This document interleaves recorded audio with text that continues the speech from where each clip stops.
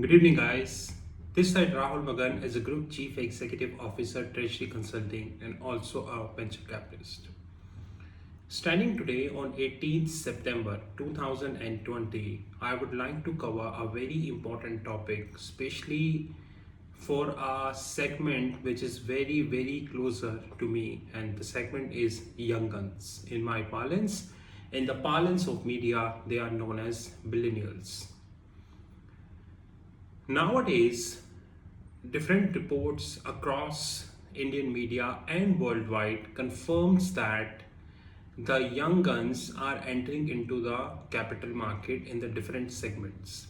Example, some young guns are entering in the form of positional trades, some are entering in the form of futures, some are entering in the form of options, and some all. We are not here discussing which is the right format to enter, whether positional, intraday, long term, futures, which is the right format to enter. That I am keeping on you. Okay, you decide yourself. But one of the biggest issue which I would like to cover in this video is a state of confusion. Like COVID-19 officially started somewhere January 2020. Although different medical professionals in public domain claim that it started in August 2019. I am not a medical professional, so I cannot comment on that. So I am having extreme limitations in terms of confirming this statement, and I accept that limitation. So to me, I go with the official, which is that COVID started in January 2020. So precisely it's 9 months to the COVID, and the damage the COVID did in the ninth month is completely unprecedented in nature. I really don't think we can have any industry to whom I can name as an exception. From information technology till aviation, the damage is completely unprecedented, and in some cases, like aviation, entertainment, and hotel segment, the damage is more than unprecedented. Many aviation companies closed, they fired thousands of people, hotels are on the verge of closure, and lot of mess is happening across the globe. Considering everything as a backdrop, if I go to January 2019, which is precisely 1 year ago from where the COVID started, the markets were okay. The markets were having an issue which is US versus China issue. And we definitely have a video in that regards about the World Trade Organization statement on Trump that the United States levy of around $200 billion worth of tariffs on China is not legitimate. In short, I fail to understand that World Trade Organization woke up very early. I would like to say good morning World Trade Organization, because this tariff war is going between US and China from the last 2.5 years. And after 2.5 years, and especially when the American elections are just 45 days away to be precise, all of a sudden the World Trade Organization is coming and saying that, hey guys, you put the levy of $200 billion and that is illegitimate in nature. Extremely beautiful. This reflects how awake are international regulators. Forget Indian regulators, how awake are the international regulators. But I am sure that Trump know how to retaliate. One of the biggest qualities Trump ever hold is the retaliation, and that too in the rightest manner. And I'm just waiting for the Trump tweet in that retaliation. Maybe he's busy in election campaign, so he would definitely retaliate in that regards. Coming back to the topic, when the market were good, and then when the market were facing only one issue, that is your US China issue, it was not a big downfall. Markets were okay. Very big names within India and outside India never thought about initial public offer. So guys, it is like there is a cricket match, and the team who is chasing need to chase 400 runs, assuming. And today is 23rd hour, It's a one-day international, and in the 23rd hour, the score is like 180, 2 wickets down. So comfortable score, not bad, right? It's around 5 5 and 5. It's around good average, I can say. And the batsmen playing slowly, they are having a mindset that we go slow, we will not go impatient, we keep the wickets in the hand so that we can chase in the last 5 to 6 hours. All of a sudden, the batsmen started firing, and due to this, 4 wickets down. So 23rd hour, 182 wickets down, and 30th hour, 246 wickets down. Now, even a novice guy can estimate that this team who is chasing will definitely lose because the 6 wickets are down, and I'm assuming the guy like AB de Villiers, the genius, Mr. 360 degree is also out. So what you do? You are bound to lose. So when the market was good, these companies do not thought of raising money. Now when the market is extremely bad, highly volatile, and more importantly, the market do not have the liquidity. That's more important. Because in the bad times, even investors think 10 times before pumping the money. God knows what would happen. In the last 9 months, the COVID did an unprecedented damage. And yesterday, the Serum Institute himself agreed that the vaccine may take by the end of 2024 to reach across the globe. But one of the biggest questions that maybe they addressed it, maybe they not addressed is from where you will get the supply chain. I can only think of one biggest supply chain in the globe, and that is Amazon.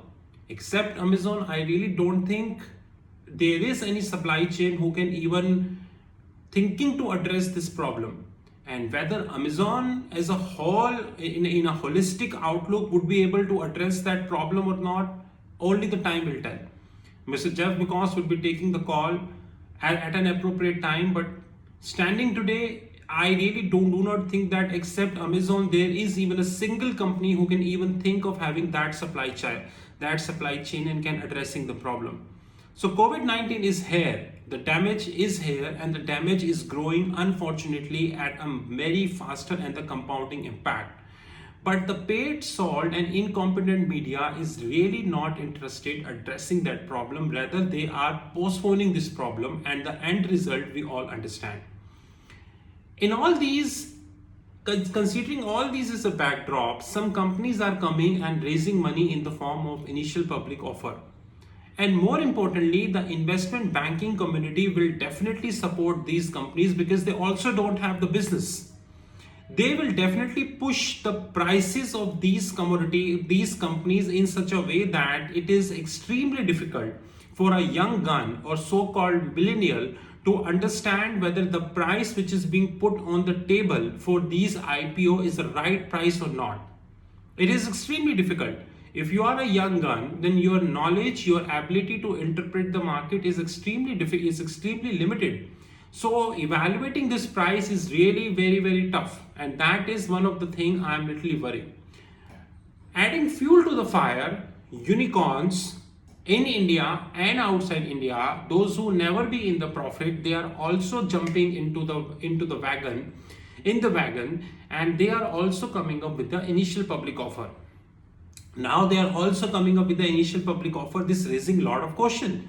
And unfortunately, I was watching Bloomberg few days ago. Everyone know I love Bloomberg. Bloomberg was also evaluating a company on EBITDA multiple. Hey guys, how can we evaluate an EBITDA multiple? The right way to evaluate is the PAT, which is profit after tax. How can I evaluate on EBITDA multiple? That is something completely unrealistic assumption. So when these so-called unicorns will come in public domain and do the initial public offer, how the investment bankers are going to value? Example, there was a time when WeWork was $50 billion company for SoftBank. And there is a time today when the SoftBank himself thinking of being private. Come on. Now, do we have any correlation? Like at a given point of time, WeWork was having 50 billion valuation, and today SoftBank himself is looking for private, and the biggest reason is the enterprise valuation between the SoftBank and the companies they own is biting. And guys, if we really do an audit of the valuation, we will get the realistic picture. But anyways, that is completely different, because SoftBank is like a case in himself, which regulators do not want it to evaluate. It is like I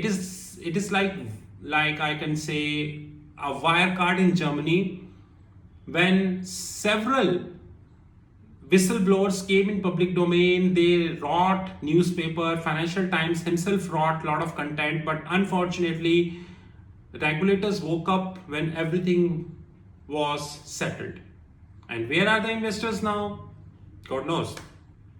So young guns needs to understand very carefully that if you are investing in any company right now in the form of initial public offer, or in the form of, I would say, a startup, then please have holistic look into consideration. History is a witness that capital market across the globe gave a hype to companies, and that hype led to unprecedented increase in the share price like this, and after listing the share price like this. In fact, practically speaking, if you look at American exchanges, there are many so-called unicorns, those who listed, and even today their valuation is less than the listed valuation. So the price at which they listed and today price, which is CMP is lesser than the price they are listed. So be careful guys, because Hindi media or English media is having an assigned role, and that assigned role is to pump up the IPO. Whether this IPO is suitable for investor or not suitable for investor, that is not their concern. Their concern is to pump up this IPO so that as many as investor will come and pump the money and the IPO become oversubscribed. But Treasury Consulting Hedge Fund Desk will not invest in any of the initial public offers currently in the market except NSE. Except NSE IPO, we will not invest in any of the IPOs. And more importantly, if any of these so-called unicorns, once they come and do the IPO, we will not invest in their IPOs, even if they offer share free of cost. As simple as that. This is Rahul Mughal from Treasury Consulting. You know our WhatsApp 9818485155. Have a great time, guys. And do not forget that we started our daily reporting of Nifty, Bank Nifty, and multiple reports. You can have a copy of that. Have a great day. Thank you.